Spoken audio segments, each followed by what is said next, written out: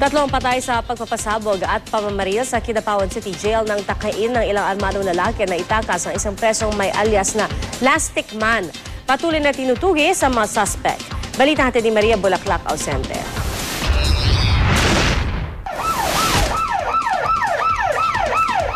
Mag-aalas 10 kagabi nang yanigin ng malakas na pagsabog ang harap ng Kidapawan City Jail.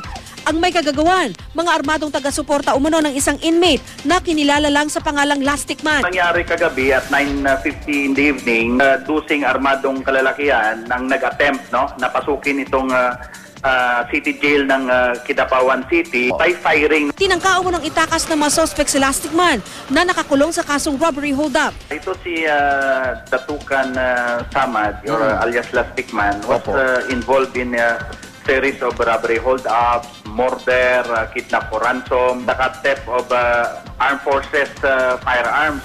Ito si Datukan Samad, formerly was a member of 108 Base Command ng MILF. Bigo silang ipuslit ang preso pero napahabak ang buhay ng ilan.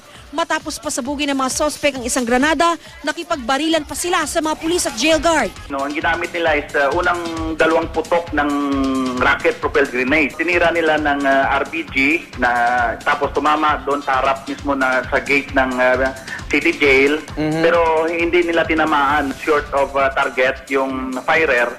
Pinagbabaril din daw ng mga suspect ang ilang nag-iinuman sa kalsada. Patay sa pag-atake sina Benny Balmediano, Ian Carlos Sevilla at Mark Anthony Morales. Sugatan din ang ilan pang bombero at jail officer, kabilang na si North Cotabato Provincial Fire Marshal Romeo Taktakin. Agad silang isinugod sa ospital at nagpapagaling na ngayon. Patuloy naman ang pagtugis sa mga suspect na agad daw tumakbo papunta sa kabundukan matapos manggulo. Undergoing ngayon yung hot pursuit operation.